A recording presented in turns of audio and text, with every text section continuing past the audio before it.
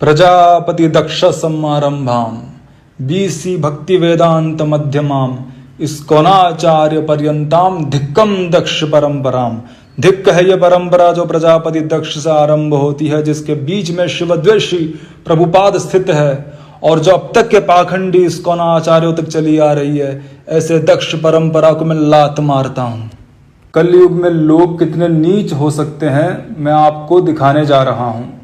एक विक्षिप्त बुढ़े की नीचता की पराकाष्ठा दिखाऊंगा।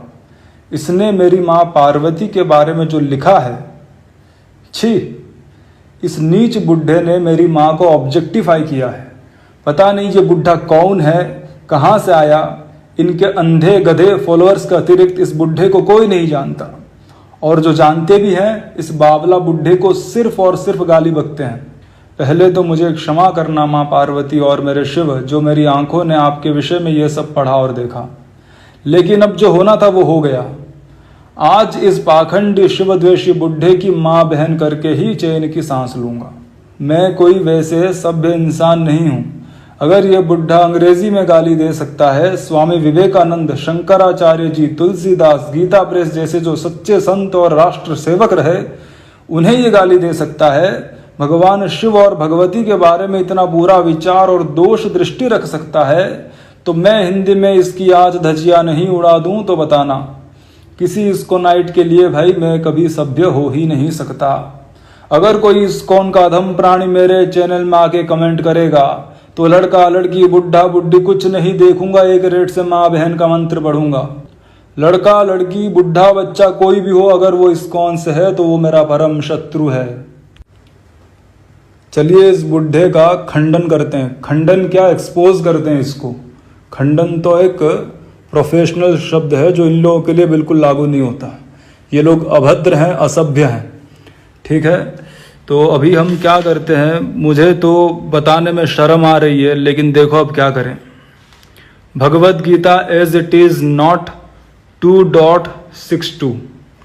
वैसे तो भगवान श्री कृष्ण यहाँ पे ज्ञान दे रहे हैं, काम से क्रोध उत्पन्न होता है ये बता रहे हैं, लेकिन यहाँ पे जो तात्पर्य में जहर मिलाया गया है जरा उसे देखिएगा। क्या लिखा है, इस भौतिक जगत में हर एक प्राणी इंद्रिय विषयों के अधीन है, यहां तक कि ब्रह्मा तथा शिव जी भी। भगवान शिव जो हैं इंद्रिय विषयों के अधीन है। देखो कलयुग में सब क्या क्या पढ़ने मिल रहा है। थोड़ा और आगे अगर जाएंगे, इसने क्या लिखा है देखो, शिव ध्यान मग्न थे किंतु जब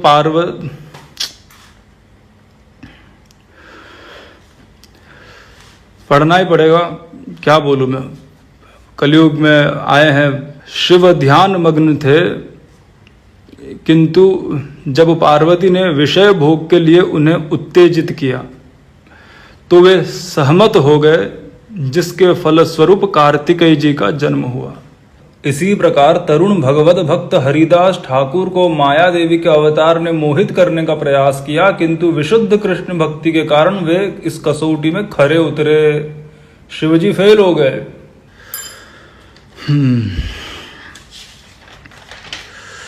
मुझे आप ये बात बताओ, अगर कोई मुसलमान या क्रिश्चियन ऐसा कुछ लिखता तो आप लोग क्या करते? मैंने पहले बार बार बोल रखा है कि इस्कॉन जो है एक मजहब है, इसका सनातन धर्म से, वास्तविक सनातन धर्म से कोई लेना देना नहीं है, ये एक विकृति है। क्या लिखा है इसने यहाँ पे? मेरी माँ कोई अप्सरा है क्या, ठरकी बुढ़े, जो उत्तेजित करेगी किसी को? माँ पार्वती को ऑब्जेक्टिफाई कर रहा है। वो माहेश्वरी है, महादेवी है, आद्य शक्ति, परा प्रकृति है। उनके कारण ही तू बोल पाया, चल पाया, उनकी शक्ति से ही तू सब कुछ लिख पाया। और उन्हीं के बारे में ये सब गंदी गंदी बात लिखी है तूने। कचड़ा बुद्धि, पशु बुद्धि, हरामखोर।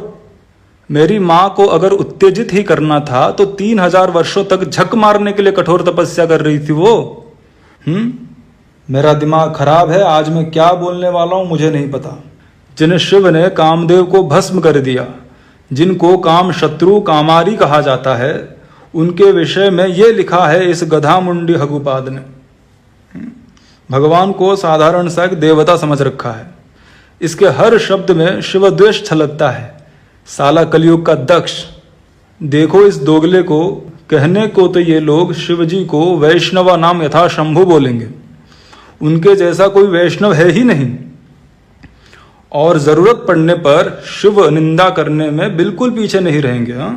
तुम्हारे श्रेष्ठ वैष्णव शिव जी पता नहीं किसी हरिदास के सामने फीके पड़ गए भक्ति में। हरिदास विशुद्ध भक्त थे और शिव इंद्रिय भोग और काम के अधीन। गधा समझाए क्या? शिव जी को नीचा दिखाने के लिए ही तू वैष्णवा नाम यथाशंभव बोलता था, उनका आदर या सम्मान करने के लिए नहीं।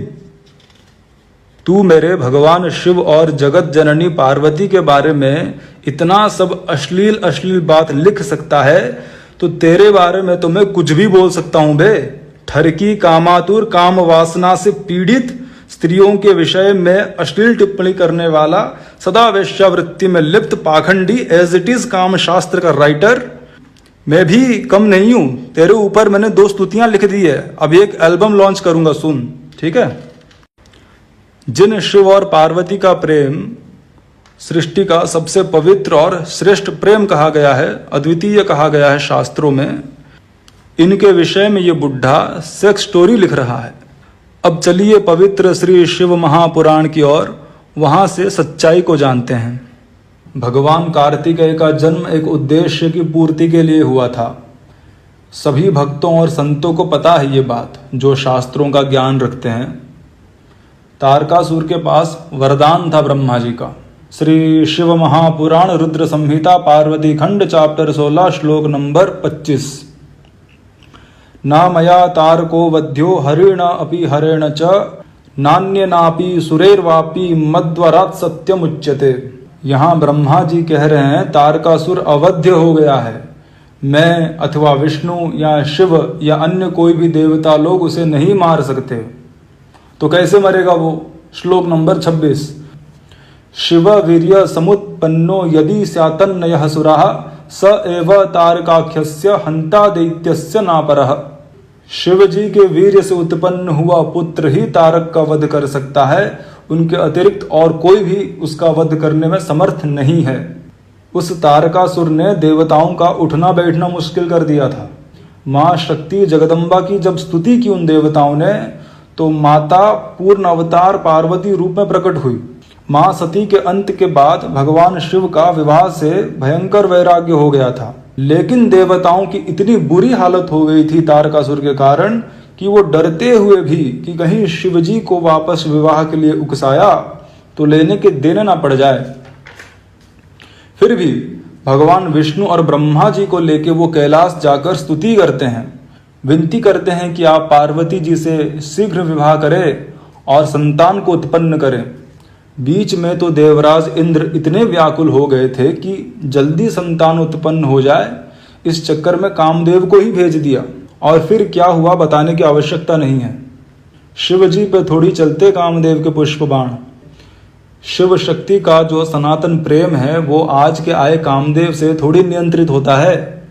जला दिया, भस्म कर दिया उसको। आगे बढ़ते हैं। शिव पुराण रुद्र संहिता पार्वती खंड चैप्टर 24 श्लोक नंबर 24। शिव जी देवताओं को ज्ञान दे रहे हैं। यूयम समाधिना तेन मदनेन विनासुराः परमानंद संयुक्ता निर्विकारा भवन्तु वै। तुम काम से दूर होकर निर्विकार परमानंद का अनुभव करो। फिर श्लोक नंबर 27। कामो ही नरकायैव तस्मात् क्रोध अभिजायते क्रोधात् भवति सम्मोह मोहाच्च भ्रंशते तपः। काम नरक का द्वार है, इससे क्रोध उत्पन्न होता है, क्रोध से मति भ्रम हो जाता है और भ्रम से तप नष्ट हो जाता है। ये सब ज्ञान भगवान शिव दे रहे हैं काम संबंधी, और उनके विषय में ये शिव द्वेषी बुढ़ा क्या क्या लिख रहा है सब। आश्चर्य की बात है कि गीता के जिस श्लोक में भगवान श्री कृष्ण ने सेम ज्ञान दिया है काम क्रोध वाला, वहां इस शिव द्वेषी दुष्ट ने शिव जी को डाल दिया। वही ज्ञान शिव जी ने भी दिया है, लेकिन है ना, हमने देखा था सौर पुराण में आया है ये भविष्यवाणी। शिव जी के वाक्यों को सामान्य समझेंगे, ऐसे लोगों के दर्शन से सवस्त्र स्नान करना चाहिए। वही एक ज्ञान हरि भी दे रहे हैं, और हर भी क्योंकि वो एक हैं, सबका कल्याण करने के लिए अनेक रूपों में विभक्त हैं। लेकिन हरिहर भेदी इस नरकगामी बुढ़े की बुद्धि माया से इतनी नष्ट हो गई है कि इसे सब भिन्न भिन्न ही दिखते हैं। इनका फिलोसॉफी है भेदा भेद। हरिहर की एकता कहाँ दिखेगी जब हरि की एकता नहीं दिखती इनको। थोड़ा और आगे चलते हैं। रुद्र संहिता चैप्टर 29 श्लोक नंबर 6। यहाँ माँ पार्वती कहती है, स त्वं साहम समुत्पन्ना मेनयम कार्य सिद्धिये देवानाम देव देवेश तारकाप्त सुखात्मनम। इस समय मैं तारकासुर से दुख पाने वाले देवताओं के कार्य की सिद्धि के लिए रानी मैना के गर्भ से उत्पन्न हुई हूँ। अब थोड़ा और आगे चलते हैं। रुद्र संहिता चैप्टर 16 श्लोक नंबर 34। यहाँ कहा, त्रिलोक सुंदरी पार्वती भगवान शिव की सेवा कर रही है, लेकिन फिर भी शिव जी का मन तनिक भी विचलित नहीं हो रहा। और इस नीच बुढ़े ने ऐसे शिव के बारे में कितनी गंदी गंदी सब बात लिखी है वो आपने देखा। थोड़ा और आगे चलते हैं। रुद्र संहिता चैप्टर 33 श्लोक नंबर 20 से 22। इस बीच में कुछ ऐसी बातें आती हैं कि भगवान शिव वैसे तो विवाह से विरक्त हैं, उनके भीतर विवाह के लिए कोई उत्सुकता नहीं है, लेकिन हेतु द्वयेन योगिंद्रो विवाहम च करिष्यति। दो कारण के कारण वो विवाह करेंगे। पहला कारण क्या है? तारकस्य विनाशाय, तारकासुर के विनाश के लिए। और दूसरा, दुहितुस्ते तपस्ताप्तम प्रति ज्ञानम चकारसः। बेटी पार्वती की तपस्या से, हिमालय के सामने कहा जा रहा है, बेटी पार्वती की तपस्या से प्रसन्न होकर शिवजी ने उन्हें वरदान दिया है कि मैं तुम्हें अपने पत्नी के रूप में स्वीकार करता हूँ। इन दो कारणों से शिव विवाह करेंगे, यद्यपि उनके भीतर विवाह के लिए कोई आसक्ति नहीं है। तो शिव और पार्वती के विवाह के लिए तो सब बेताब हो गए थे, विशेष करके देवता लोग, ताकि जल्दी से उनका संतान हो और वो तारकासुर से हमें बचाए। ये है शिव जी की दिव्य लीला। और उसमें भी इस पाखंडी बुढ़े ने जहर मिला दिया। चींटियों को पता है कि कार्तिकेय आने वाले हैं, गधों को पता है कार्तिकेय आने वाले हैं, घोड़ों को पता है कार्तिकेय आने वाले हैं, हाथियों को पता है कार्तिकेय आने वाले हैं, देवताओं को पता है कार्तिकेय आने वाले हैं, गौरी शंकर जी को पता है कार्तिकेय आने वाले हैं। यहाँ तक कि तारकासुर को भी पता था कि कार्तिकेय इज कमिंग सून, मेरा हो जाएगा खून। लेकिन इस गधा मुंड, बकरी मुंड, असुर मुंडी बुद्धे को नहीं पता था कि कार्तिकेय क्यों आए। इस दुष्ट बुढ़े को लगता है कि काम के वशीभूत होने के कारण कार्तिकेय उत्पन्न हुए।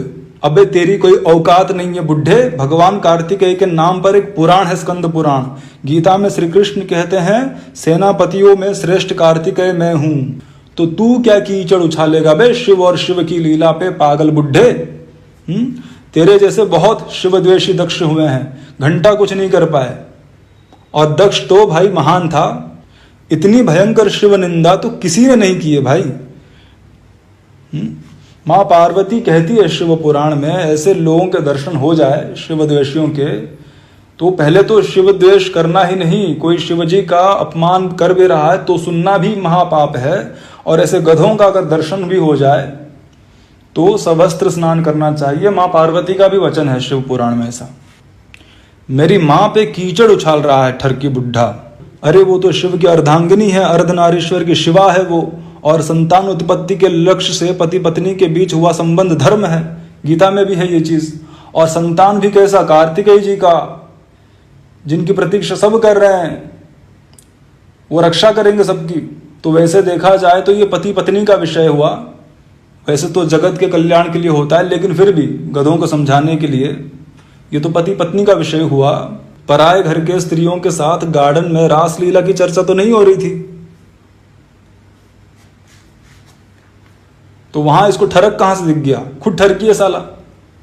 अब आपको शिव पुराण से ही दिखाता हूं कि शिव ने कामदेव को क्यों जलाया। वायव्य संहिता चैप्टर 24 श्लोक नंबर 43 से 45।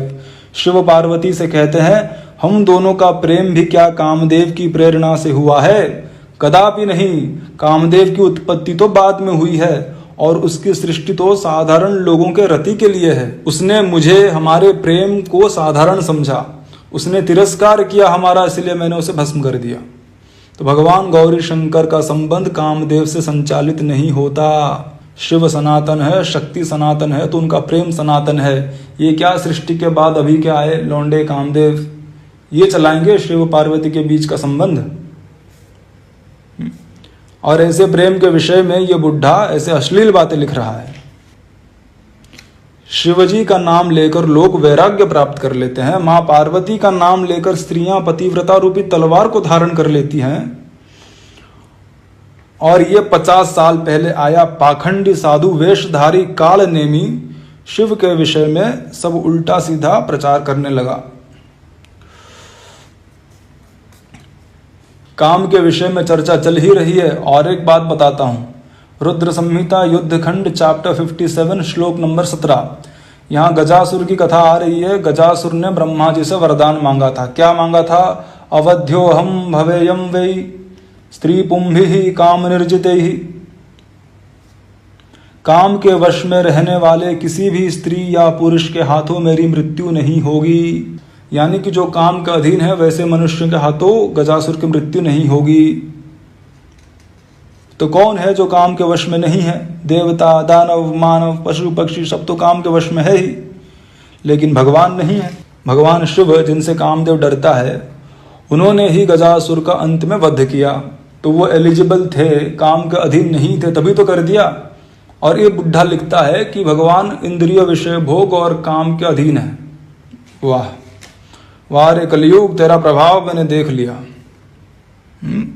मैंने पुराणों में सुना था कली में यो होगा, कली में यो होगा, लेकिन मैं देख पा रहा हूं अब। इस कथा से भी यही सिद्ध होता है कि शिव और काम का कोई लिंक नहीं है। शिव काम आदि सभी विकारों से परे हैं, शिव निर्विकार है। और इस असुर मुंडी बुढ़े ने भगवत गीता जैसे पवित्र शास्त्र में शिव निंदा और जहर भर रखा है। ये गीता पढ़ाया जा रहा है लोगों को। मेरे पास अगर ये ठरकी बुढ़े का एज इट इज काम सूत्र अश्लील बुक बेचता हुआ कोई आया तो फिर महादेव का तांडव होगा। ये पाखंडी बुढ़ा अगर आज होता तो इस असुर मुंडी का मुंडी काट के मैं अपने गले में धारण करता। वैसे तो ये जेल में ही होता, क्योंकि स्त्रियों के विषय में बहुत गंदी गंदी टिप्पणियां की है इसने, अश्लील टिप्पणियां। माँ पार्वती तक को नहीं छोड़ा भाई, साधारण स्त्रियों की तो क्या बात की जाए, कैसी दोष दृष्टि रखता होगा। यूट्यूब पे भरा पड़ा है, वीडियो देख लेना, कितना कचरा भरा पड़ा है इसके अंदर। साला पशु बुद्धि प्राणी। भगवान विष्णु ने कभी शिवजी की निंदा नहीं की, और ये आज कल के आए तथा कथित पाखंडी वैष्णव अपना मुंह कुछ ज्यादा ही चला रहे हैं, हाथ भी चला रहे हैं। जिसमें थोड़ी सी भी शर्म होगी वो आज के बाद इनके असुर अड्डे स्थान में कभी नहीं जाएगा, और खुद को प्रभुपाद की परंपरा में है ऐसा नहीं बोलेगा, उसको शर्म आएगी। मैं तो श्री कृष्ण के चलते इस्कॉन मंदिर में कभी कभी चल लेता था, लेकिन आज मैं प्रतिज्ञा करता हूं मर जाऊंगा लेकिन इनके असुर अड्डे में कभी नहीं जाऊंगा। ऐसे स्थान में कृष्णा कभी वास नहीं कर सकते।